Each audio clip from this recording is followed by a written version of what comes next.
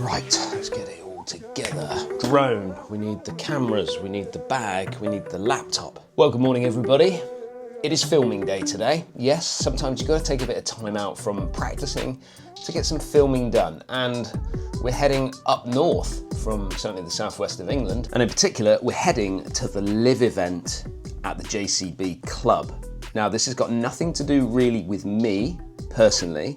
However, it does leave me with an amazing opportunity to hopefully speak to a few people. Now, I'm going up north to the JCB. Up north sounds very north, doesn't it? Actually, JCB is just, I think it's just above Birmingham. So it's about a 3 or 4 hour drive from where I'm meeting Joe the Pro at Tiverton Golf Club area.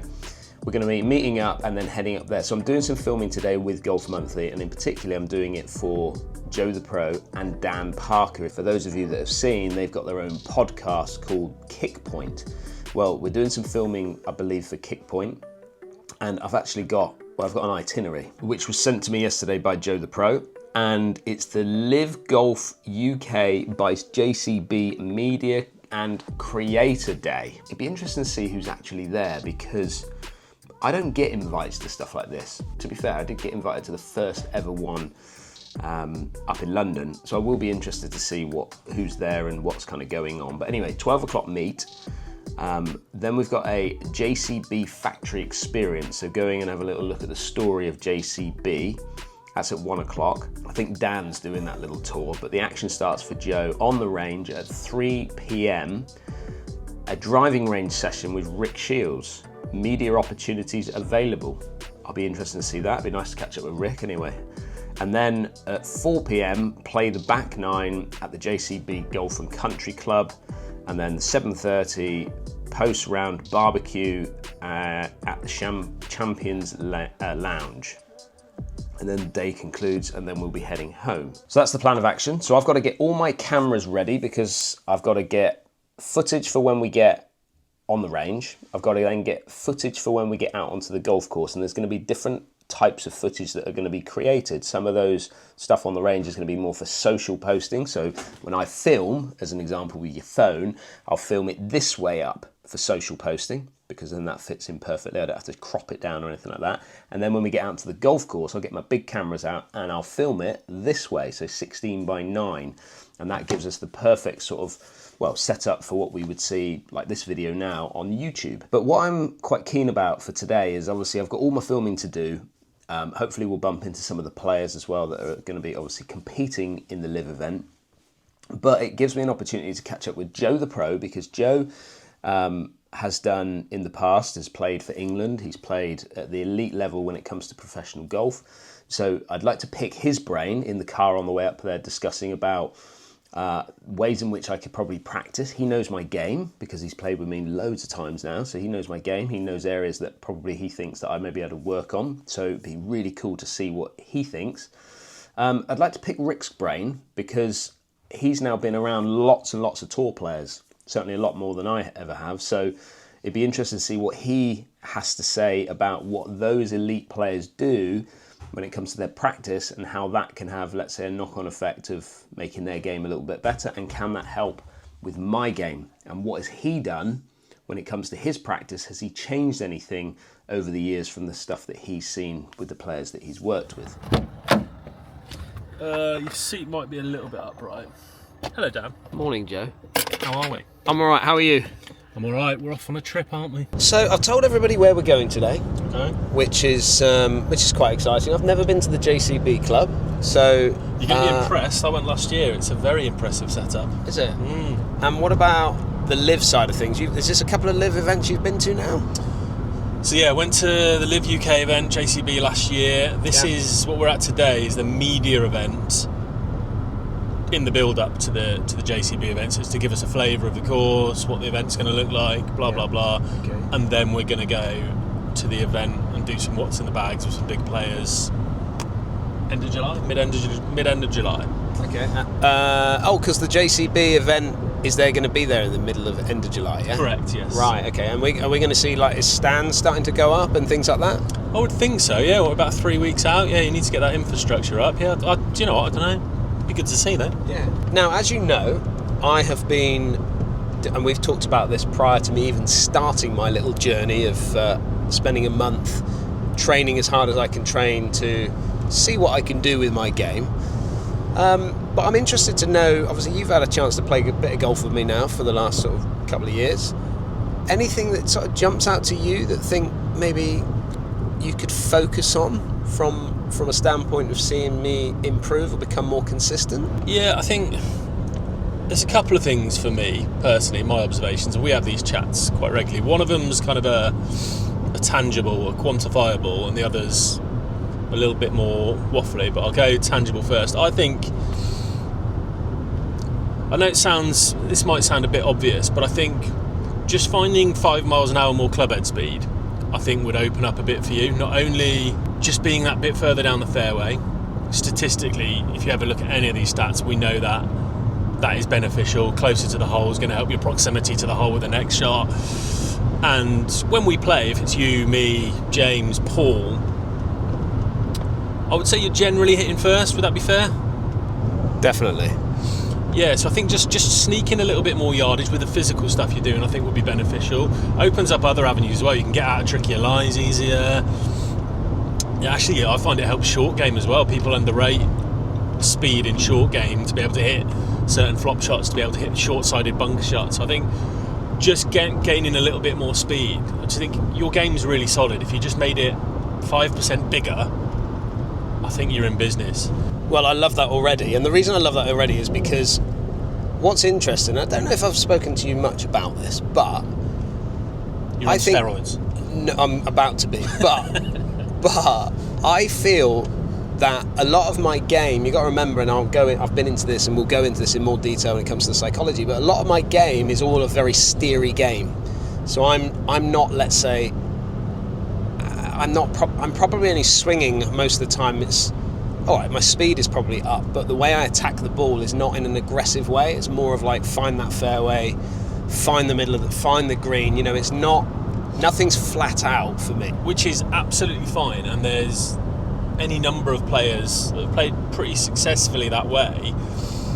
But from what I've seen and the discussions we've had, almost when you get from having a knock on camera or we just have a social game and you go into a competitive round, what was quite steery to start with becomes extra steery, I think, would be fair, with a bit of anxiety. Do you reckon? Definitely.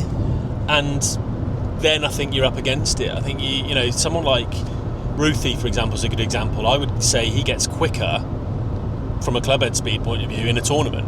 He almost frees up and he's going turbo aggressive. Paul, I would say, is probably not dissimilar, even though he's got a more methodical sort of accuracy-based game. You don't see him steering anything. When I've played with Paul in competition, he's picking a target, committing and wallop. And you've said to me as well, your default tee shot off the first is a chippy, necky, steery poke, isn't it? And I just think it's so difficult to play golf on the defensive, which kind of leads me into my next point. Everything you've said there, I would absolutely agree with, and maybe we have talked about it in more detail than I thought, but I definitely feel, well, I 100% know that I play golf with fear, and that's fine, and that's something I'm trying to address right now. I once heard a quote that was something like, those who play with fear and doubt will never actually know how good they truly are, because you cannot play to your potential if you're scared, if you're worried, if you're concerned about outcomes. So if you're playing with that, chances are you've never actually seen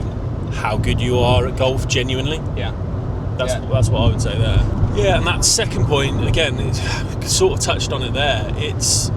I'd love to see you spend a bit more time, or consistent time, maybe working with someone on the mental side of the game, because everyone who watches this will see how good your technique is, how good your putting is, how your knowledge of the game. It's not like you're struggling for golfing IQ. You know more about the game than most pros I play with.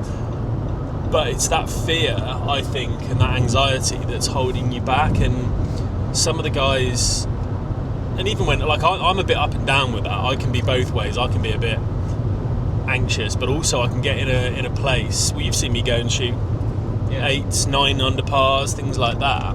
I can get in a place where I just feel 10 foot tall and bulletproof, walking with a bit of swagger, just almost in a non-arrogant way, looking around and going, Well, best of luck, guys. I'm flushing it. Enjoy playing for second. That kind of like, not outwardly saying that, because I don't think that would make you very popular, but having that in your mind. And again, Ruthie's spoken to me about that before. He went through a phase last year. He's just sort of putting away, almost semi-grinning to himself, thinking,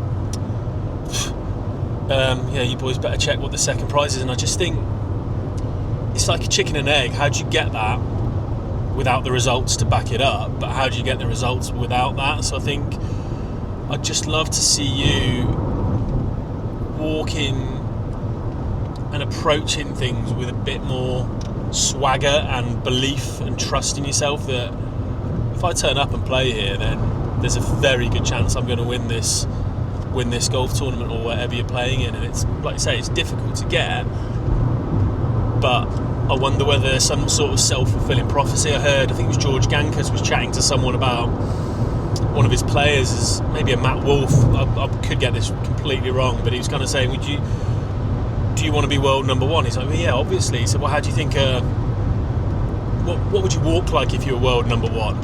And he kind of said, oh, probably shoulders back, chest out, bit of a swagger maybe. How would you talk if you were world number one? And he's like, well, I'd be pretty confident, sharp, to the point, articulate.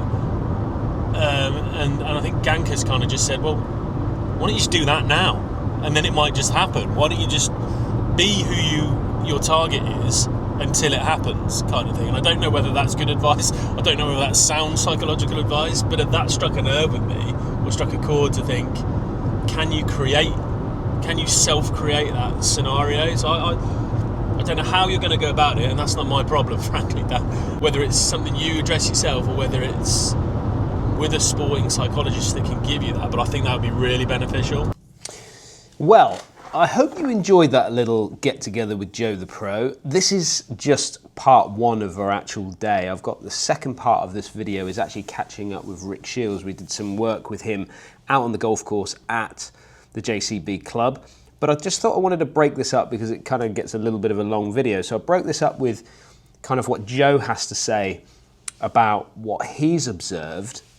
And then when we catch up with Rick, we'll talk about things that he's maybe observed from the players that he's had the opportunity to do filming with or play with, not only on his channel, but now through the Live connection that he's got there. So it's been a really good day up at the JCB Club. We had a great day filming with Joe and Dan Parker there. And I hope you enjoy that little section, because I certainly did, and I've certainly taken on board. Joe and I continued this conversation on for pretty much about 4 hours in the end. And that's how deep you can actually go with a lot of this. And what's cool is that Joe has been through, I would say, some of the psychology things that I'm kind of going through right now. And it's actually really quite refreshing to actually sit down and chat with someone and get a view of what they see compared to what I see when I'm out on the golf course. Don't forget, if you are new to the channel, hit that subscribe button. Like I said, this journey is continuing, but that was just a fantastic opportunity to spend a few hours with Joe chatting through it all. See you again on the next video.